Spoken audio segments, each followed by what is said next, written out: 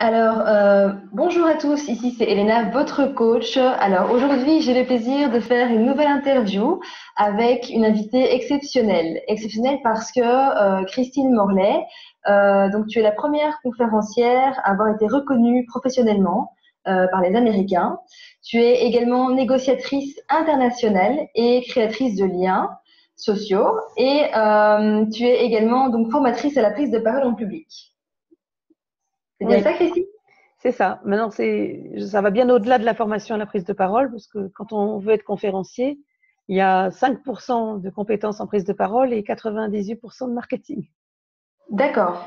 Donc, en fait, c'est formation au keynote speaking et à devenir conférencier professionnel.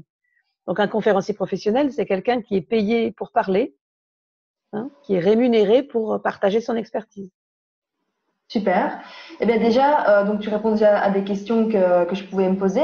Donc la première question, Christine, que j'aimerais te poser, justement, c'est quelles sont les compétences pour toi qu'un conférencier d'excellence doit pouvoir maîtriser? Alors, le conférencier professionnel, c'est d'abord quelqu'un qui doit avoir un brand qui est très précis. C'est-à-dire que souvent, les orateurs que je rencontre, ils parlent un peu de tout, c'est-à-dire ils vont parler à la fois de vente, à la fois de communication, à la fois de relations publiques, à la fois ci, à la fois ça. Et ça, c'est pas bien. Il faut avoir un brand très précis et unique quand on est conférencier professionnel. Il faut D'accord. vraiment une identité forte. Donc ça, c'est la première chose. Après, il faut bien sûr avoir une expertise. Il faut vraiment être Mhm. expert dans son domaine et il faut avoir une légitimité dans son domaine. C'est-à-dire, il faut Ok. avoir été reconnu comme un expert dans son domaine. D'accord. Donc c'est très intéressant parce qu'en fait ici ça recouvre, je pense, plusieurs types de conférenciers. Hein. Donc parce que il y a effectivement donc le type de conférencier que tu viens de décrire. Euh, mais là je parlais, enfin moi je pensais personnellement à un conférencier qui voudrait se lancer comme des conférenciers qu'on voit actuellement qui sont assez connus dans le monde de la conférence et qui ont un message fort à transmettre au monde euh, et qui aimeraient donc vivre de ça. Je ne sais Mais c'est pas la si même tu vois. chose. C'est la même chose. C'est la même Un... chose. En fait, qui aimerait vivre de ça, en fait, pour en vivre, il faut savoir que le conférencier, il s'inscrit dans un écosystème. C'est un Mhm. écosystème dans lequel seulement 10% des 6500 orateurs professionnels de la Fédération internationale, seulement 10% d'entre eux ne font que 100% de conférences. Ça veut dire qu'on est dans un écosystème. On est souvent formateur, coach ou expert dans un domaine. Donc, on fait des formations où on fait du coaching, où on est thérapeute, par exemple. Donc, on a un écosystème dans lequel la conférence est un accélérateur de particules pour mettre le business en lumière. Et parallèlement, on a également des produits et des services sur Internet. Donc, en fait, c'est comme un triangle, comme un billard à 3 bandes. La conférence va alimenter les activités de conseil ou de thérapie. Ça va alimenter aussi les formations ou les business sur Internet. Et le tout va former un écosystème. Et il n'y en a que D'accord. 10% au monde qui font que des conférences à 100%. Ok, donc en fait, ce que tu es occupé à dire, c'est que finalement, la conférence, ça va être un plus pour pouvoir mieux se faire connaître pour une activité qu'on exerce déjà C'est avec ça. un but en soi. C'est une. Ok, je comprends C'est ce que ça. tu dis. C'est ça. Euh, Donc, les gens qui veulent vivre de la conférence, il faut qu'ils soient soit ultra connus, c'est-à-dire déjà des célébrités, pour pouvoir en vivre. Et quand on est ultra connu, on peut espérer pouvoir en vivre pleinement à 100%. Mais c'est très rare. Il n'y en a que 10% sur les 6500 qui vivent que de ça. et c'est très rare, hein, donc on est d'accord sur ce principe. Et donc justement, pour toi, qu'est-ce qui fait qu'une personne, euh, on a envie d'aller la voir, on a envie de revenir, parce que d'aller la voir une fois, c'est une chose, mais à venir la voir une deuxième fois, une troisième fois, parce que des gens, il y a des conférenciers qui vivent vraiment de ça, mais au-delà des conférences, ils font des séminaires, qui viennent des séminaires d'une semaine, des séminaires de 3 jours. Qu'est-ce qui fait qu'on a envie de revoir une personne une deuxième fois, une troisième fois? Est-ce qu'il a des qualités particulières, ce conférencier? Ben, en général, le conférencier qu'on a envie d'aller revoir, c'est quelqu'un qui nous a inspirés, qui nous a motivés à faire quelque chose, avec lequel on a ressenti quelque chose. Parce que les 3 clés pour un conférencier marquant, c'est qu'est-ce qu'on a retenu de ce qu'il a dit, 2, qu'est-ce qu'il nous a fait ressentir, et 3, qu'est-ce qui nous a donné envie de faire. Quel est D'accord. l'appel à l'action? Et souvent, les conférences, les conférenciers, ben, il n'y a pas tout ça. Ils parlent, ils parlent, ils parlent, ils font des tirades à n'en plus finir et derrière, on retient rien et souvent, ils passent les trois quarts de leur temps à faire leur promotion au lieu de donner du contenu. Et ça, c'est les mauvais.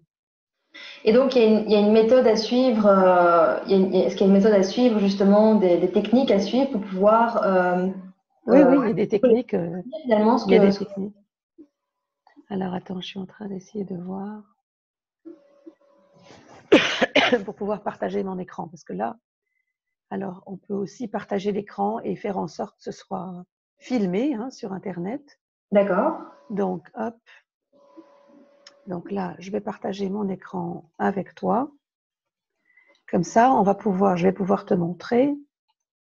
Voilà. Tu vois mon écran? Oui, c'est ça. Hein. Voilà. Comme ça, tes internautes, ils vont pouvoir aussi voir l'écran. Ils vont pouvoir avoir aussi ce que je dis, Super. en fait.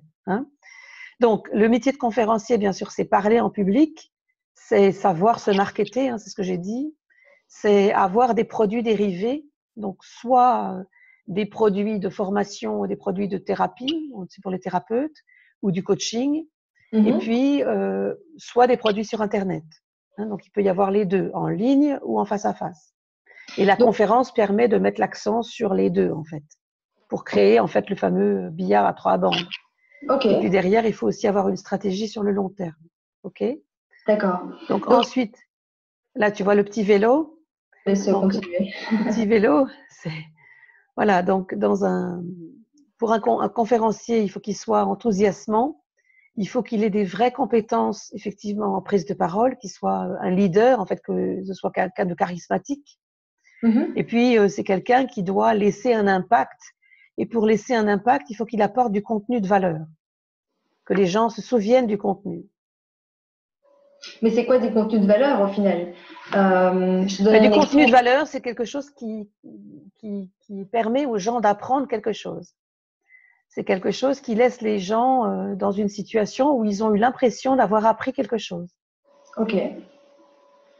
Et toi, Christine, qu'est-ce qui t'a donné l'envie justement de devenir conférencière à une période où c'était pas du tout développé en France? Et je pense que c'est toujours.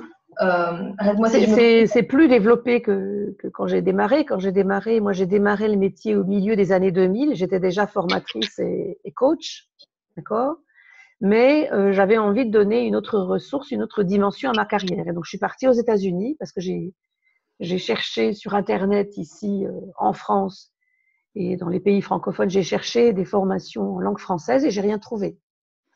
Donc c'est comme ça que je suis partie en 2008 aux États-Unis et que je me suis retrouvée pour la première fois au premier rang dans une salle de conférence avec 2999 autres conférenciers comme moi. Il y en a qui étaient déjà très célèbres, puis d'autres qui étaient des conférenciers en devenir. Et j'étais assise à côté de quelqu'un qui devait devenir mon mentor pendant des années. Malheureusement, il nous a quittés. Il s'appelait Dan Pointer. Et j'étais assise à côté de lui. Donc, Dan Pointer, c'est quelqu'un qui a écrit plus de 120 livres et qui a fait des conférences dans le monde entier, dans toutes les langues. Il était assis à côté de moi la première fois où je suis partie à New York, dans la grande salle où il y avait 3000 personnes à l'hôtel Marriott à Times Square. Et puis là, j'ai vu des conférenciers incroyables. J'ai vu Les Brown, j'ai vu Tony Robbins, j'ai vu des gens incroyables et je me suis vraiment dit à ce moment-là, c'est ça que je veux faire. Et je savais que ce serait un long parcours et ça a été encore plus révélateur qu'en face de moi, j'ai vu les gens avoir la fameuse distinction du CSP, ça veut dire Certified Speaking Professional. Pour avoir le CSP, il faut avoir donné 100 conférences sur la période de 5 ans, qui est la période de référence pour le CSP. Il faut avoir totalisé 625 000 $ en conférences uniquement pour un minimum de 25 clients qui vous donne une note de 0 à 10. Si vous n'avez pas minimum 7,5, vous êtes recalé. Et il faut avoir 32 crédits éducatifs à l'américaine. Ça veut dire aller plusieurs fois par an se former aux États-Unis avec les meilleurs. Ok, je vais essayer c'est super intéressant ce que tu dis, mais on va essayer de rester général pour que les personnes qui nous écoutent, qui n'ont aucune notion en fait justement de ce que c'est le métier de conférencier, puissent aussi tout comprendre. même si c'est très clair ce que tu dis, mais tu dis justement que tu savais que ce serait un long chemin pour devenir conférencière. Pourquoi ce serait un pourquoi est-ce qu'à ce moment-là tu pensais que c'était un long chemin? Mais parce que pour être conférencière professionnelle, ça veut dire qu'il faut qu'il y ait des gens qui te payent pour venir leur parler. Mhm. Et pour que les gens te payent pour venir leur parler, il faut être très visible sur les réseaux sociaux. Il faut avoir un contenu de grande valeur où il faut avoir des choses très inspirantes à partager. Parce D'accord. que c'est pas possible de démarrer comme ça, de nulle part, sortir de nulle part. On est juste un numéro parmi des dizaines de milliers de personnes. Ok. C'est pour ça que c'est un long chemin. C'est exactement comme pour devenir un artiste, c'est pareil. Et je vais rebondir sur ce que tu dis tout à l'heure. En fait, tu disais donc que c'est associé donc à une activité professionnelle déjà existante. Donc, on va prendre le métier de coach qui n'est pas un métier au hasard parce que je suis coach maintenant. Et donc, tu disais le produit. Donc, ce serait pour vendre le produit finalement du coaching. Mais qu'est-ce que ça pourrait être vendre le produit d'un coaching? Euh, En fait, la conférence permet de mettre de la lumière sur le coach pour mhm. montrer que c'est une personne avec un certain charisme et pour donner envie aux gens de venir se faire coacher par la personne. Quand on entend une conférence inspirante, derrière, ça va mettre de la lumière et ça va mettre un coup d'accélérateur sur l'offre de coaching. Ok, d'accord. Et est-ce qu'il y a des erreurs que tu as commises? Enfin, quand je dis erreur et échec, je mets ça entre parenthèses parce que ici en France, en Belgique, on a très peur de l'échec, mais en réalité, il n'y a pas vraiment d'échec dans le sens où c'est juste pour s'améliorer, pour un meilleur après. Mais est-ce qu'il y a des choses que tu as peut-être fait au début qui sont considérées comme des erreurs ou des échecs que tu En aimerais? fait, oui, en fait, de penser que les gens comprennent tout ce que je dis et comprennent la même carte mentale que moi. Au début, je parlais seulement à partir de ma préférence mentale personnelle.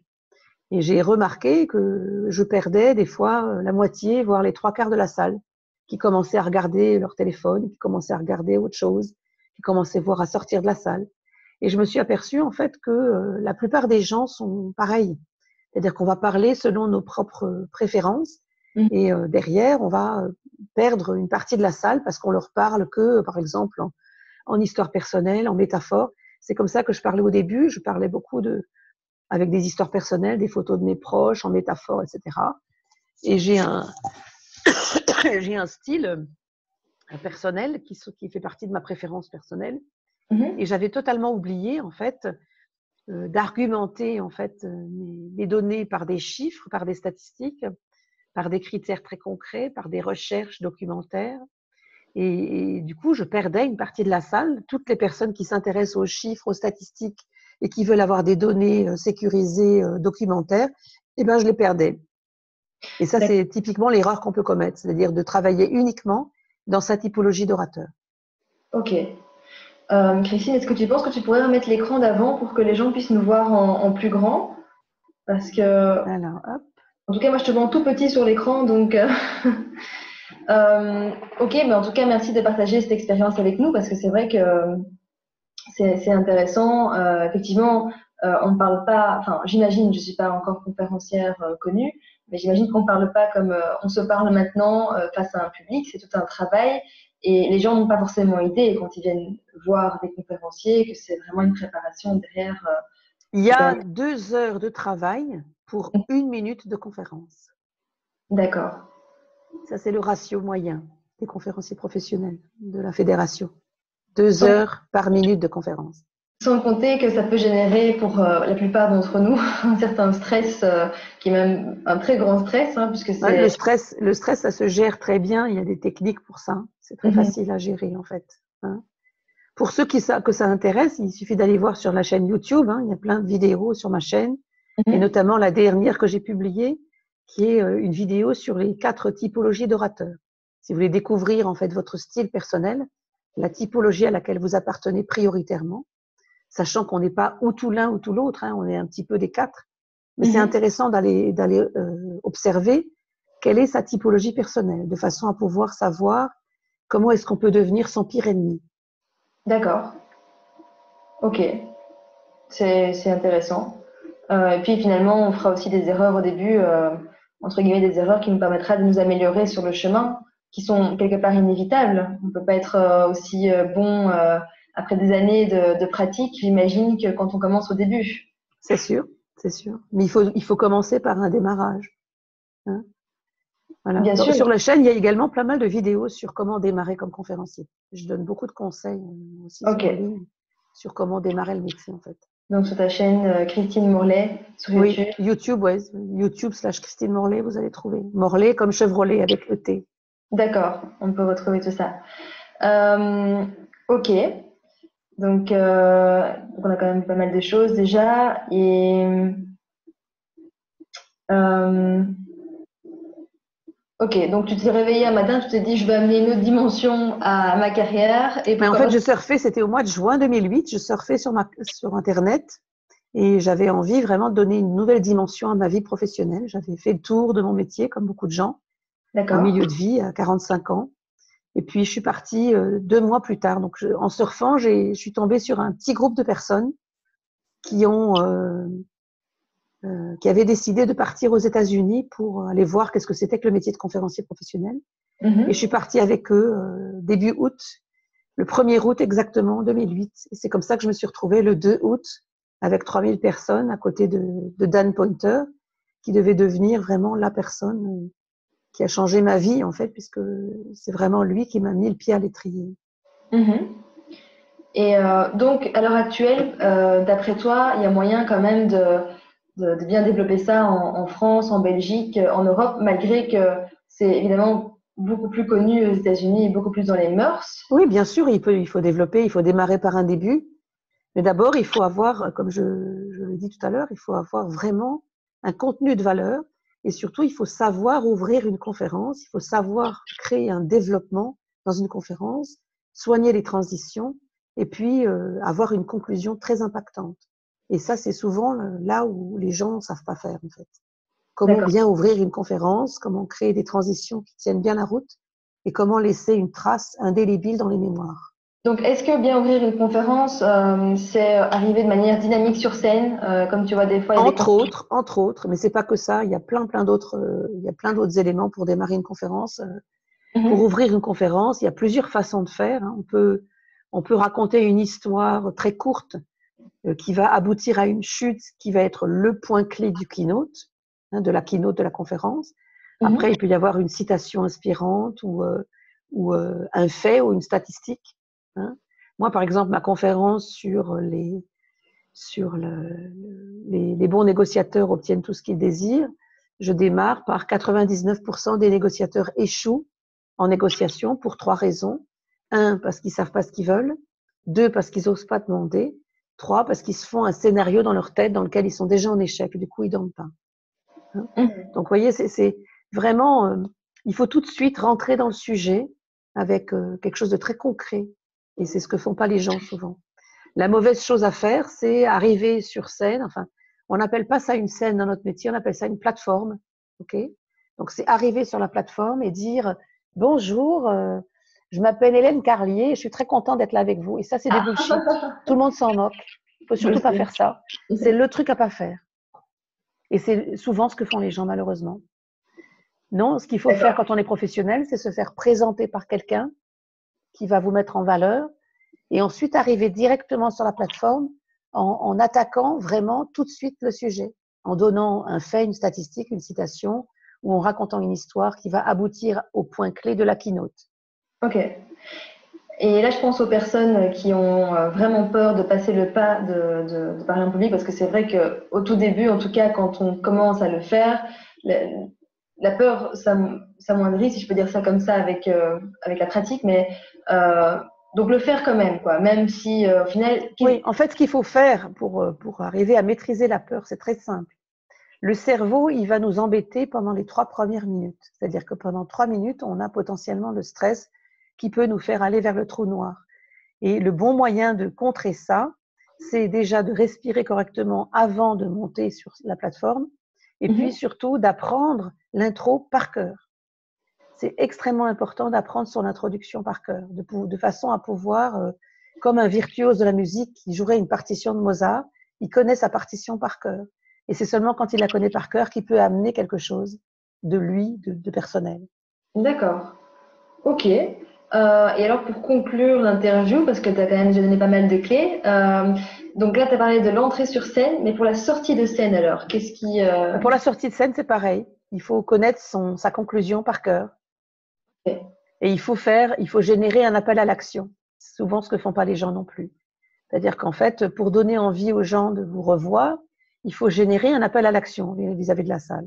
Il faut terminer avec une démarche très émotive, très émotionnelle, pour que les gens ils ressentent quelque chose et qu'ils aient un appel à l'action très concret. Hein, par Ok, exemple, moi, ma conférence sur la négociation, je leur dis, attention, à partir de maintenant, les concessions sans contrepartie, c'est fini. Vous ne ferez plus jamais de concessions sans contrepartie à partir de demain. Et les gens, ils repartent avec ça. Ils repartent avec un appel à l'action très concret. ok, super. Mais écoute, merci à toi Christine pour cette Mais avec précieuse plaisir. interview. Et donc les gens peuvent te suivre sur ta chaîne YouTube, donc tu l'as dit. Est-ce qu'ils peuvent te suivre ailleurs que sur YouTube? Oui, ils peuvent aller voir sur le site www.formation-conférencier au pluriel.com, formation-conférencier.com. Là, il y a pas mal d'informations sur ce qu'on fait, sur les actualités.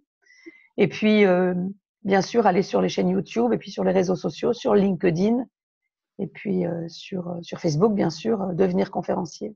D'accord, super. Ben, merci à toi Christine et à très bientôt. Alors, Avec plaisir, avec plaisir. salut.